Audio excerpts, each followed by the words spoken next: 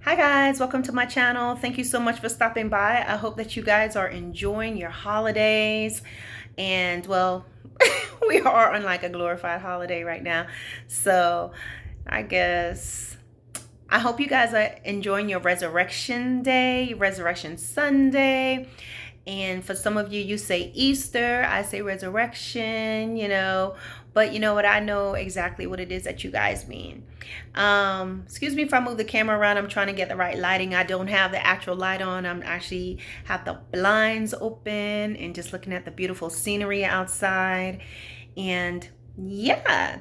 So I hope you guys are enjoying your day, enjoying your families, okay? Enjoying one another, chilling out and doing things. I'm suggesting you guys get together. Those of you who have TV and watch it, just watch something nice together as a family. Laugh together, break bread together, love on one another. Just do that. And if you're by yourself, just know that you're not by yourself. Christ is with you. So enjoy your company and enjoy your time with Christ, okay? All right, so the reason why I'm doing this video is I recently uploaded one video and it's called They Had to Lie on You, right? So someone asked if I could expound on that, meaning go a little more into it. It was really something that the Lord just gave me out of the blue.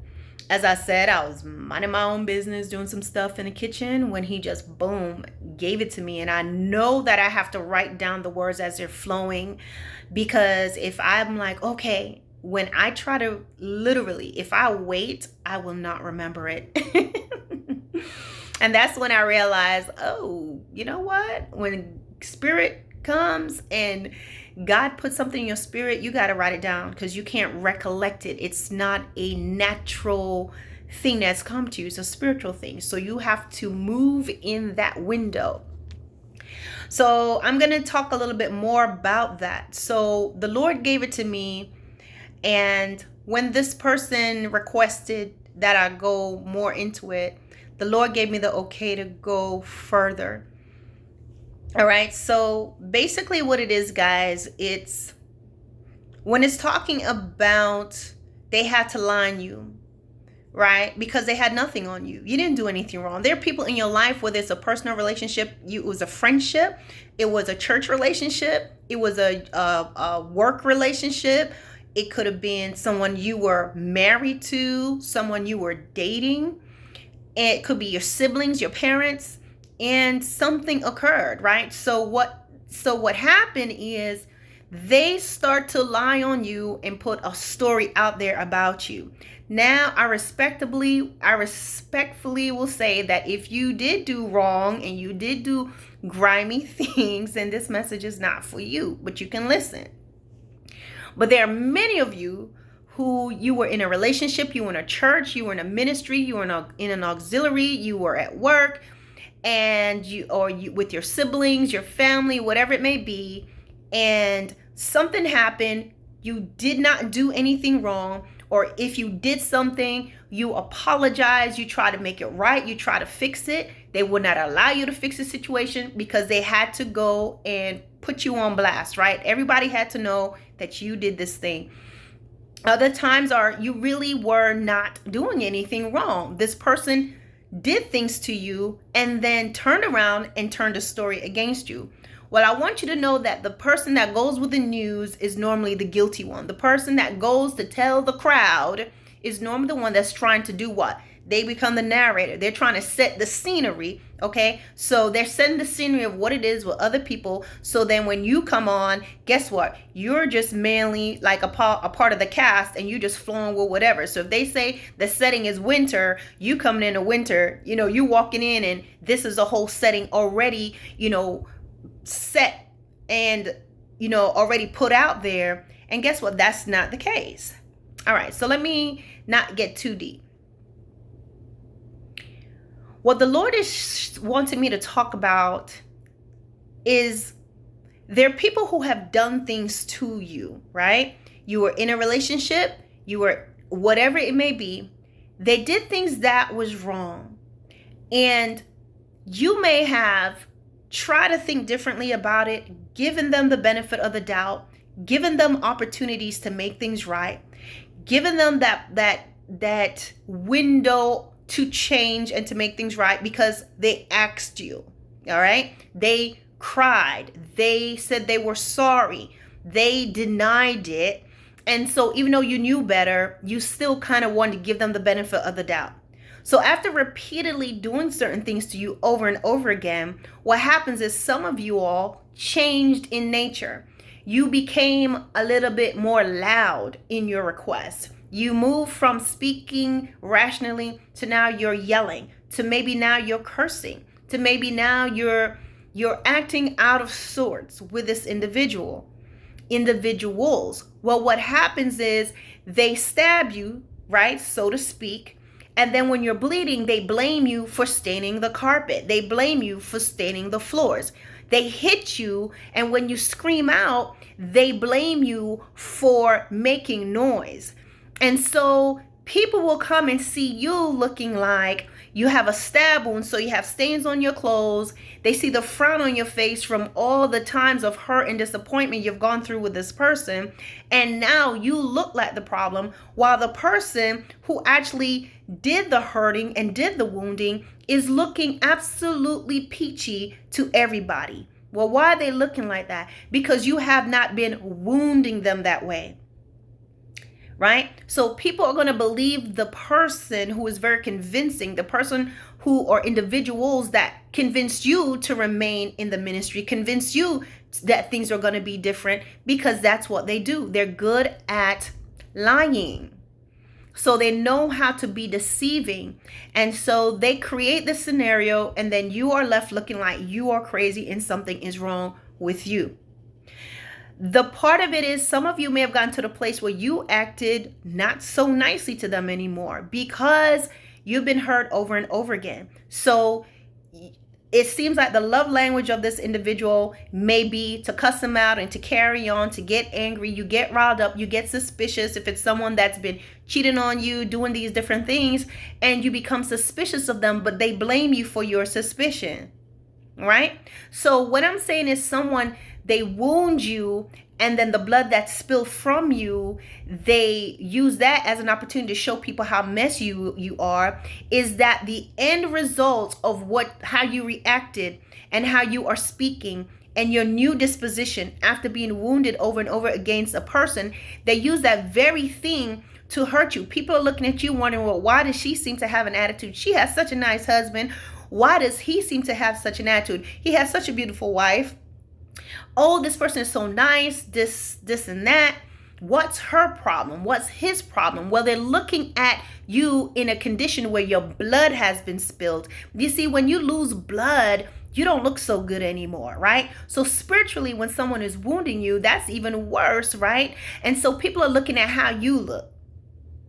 And they not realize. So the person who has been doing the wounding, they know how to manipulate people to make you look like you're the problem, when in fact you are the result of what they have done, right? But what the Lord was showing me in all of this is that you need to be still. You need to be still in all of this.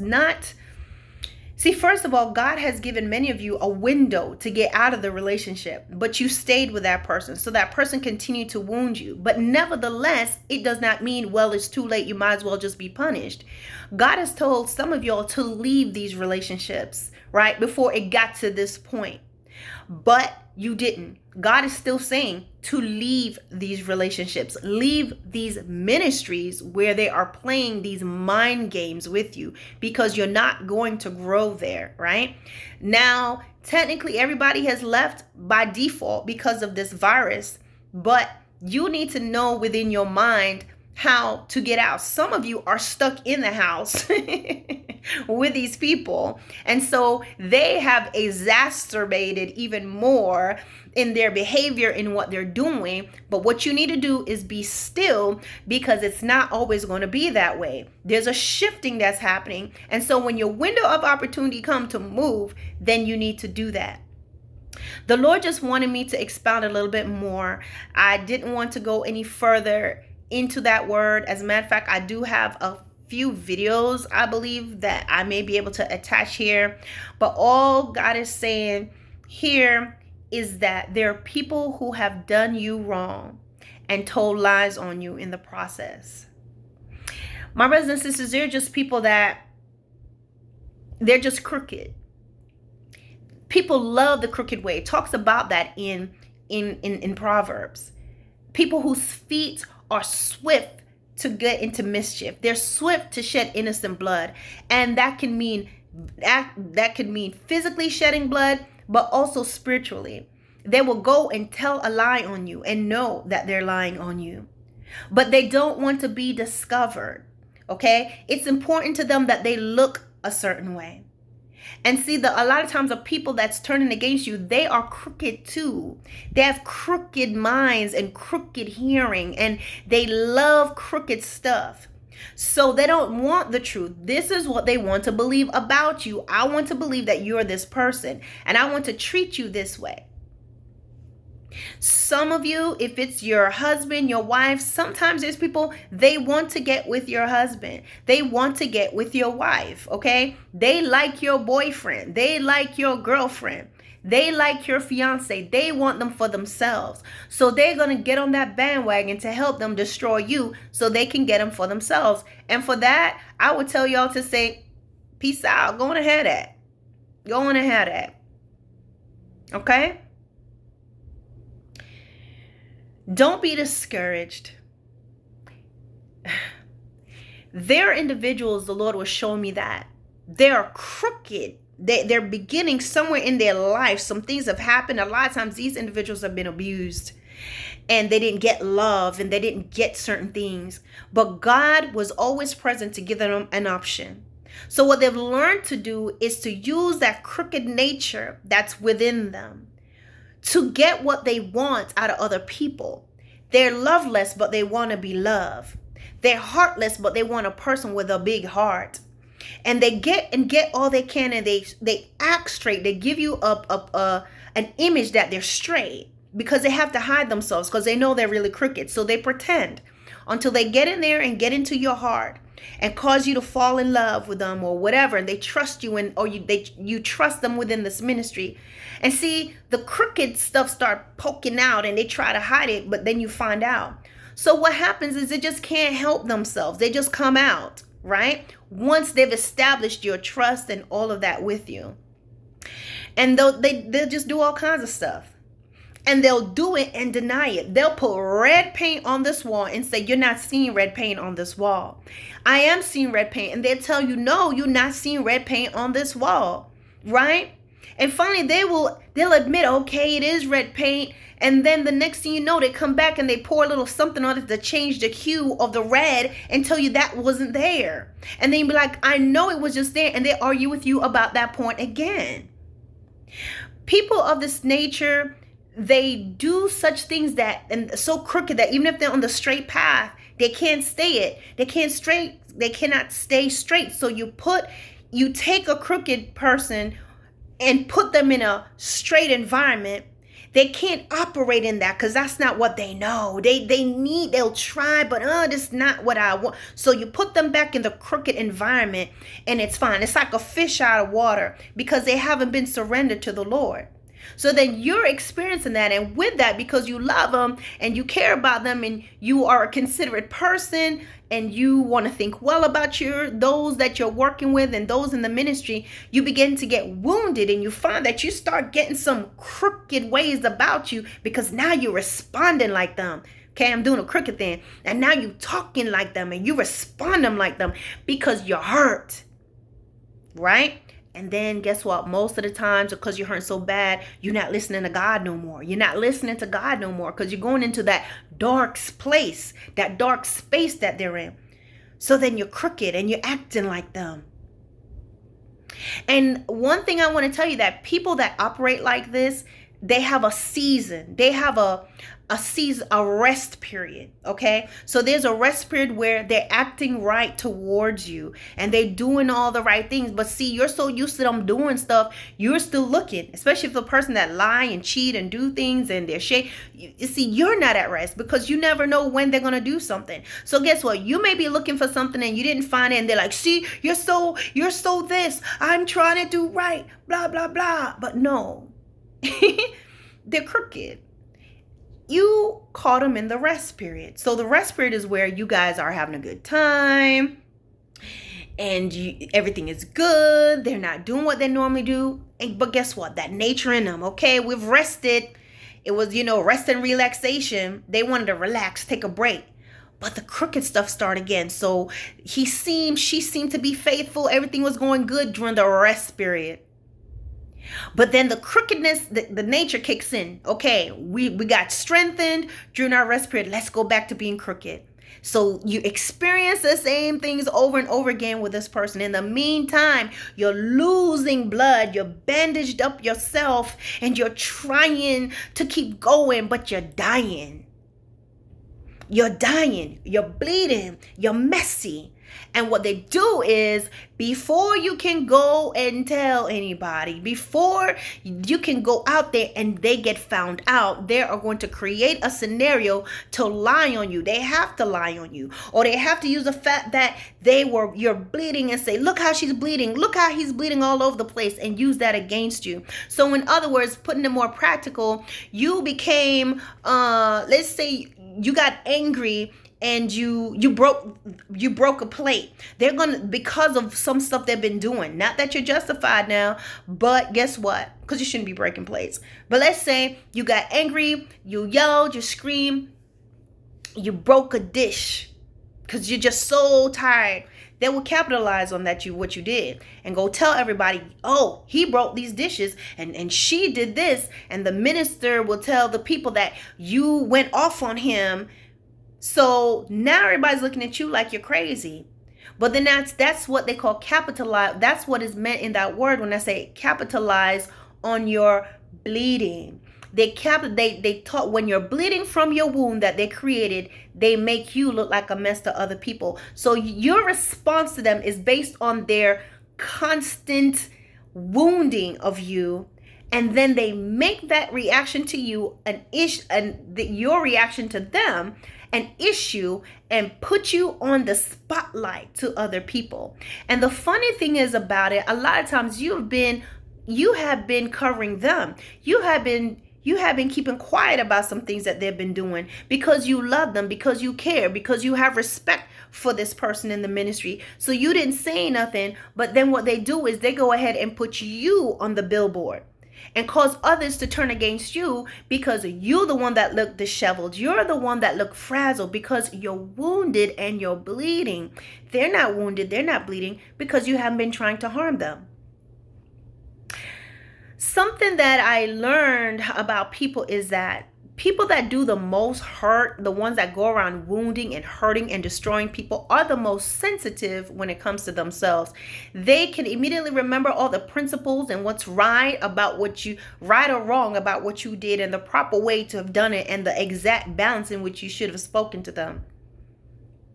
That's because, my brothers and sisters, deep down inside, they know better. They know better. They know what they're doing is wrong. But they can only see this when it's them. And individuals like this, my brothers and sisters, you got to let them go.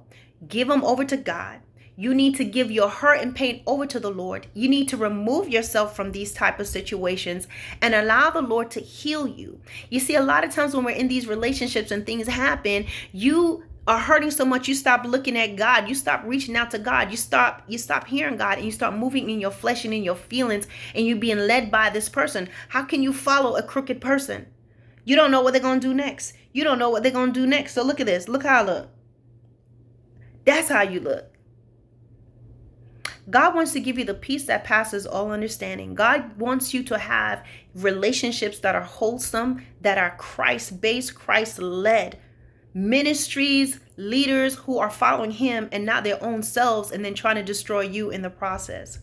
So guys, I hope this makes sense. I didn't mean for this video to go on so long, but I want to expound a little more. If you don't know what I'm talking about, go check out the video that I uploaded this morning actually, and it's called "They Had to Lie on You." They had to lie on you. Okay, so check that out. And because this video is in response to that, I hope this has blessed somebody and has made sense. Stay prayerful, keep seeking God, and don't believe the lies of the enemy. All right, guys, bye.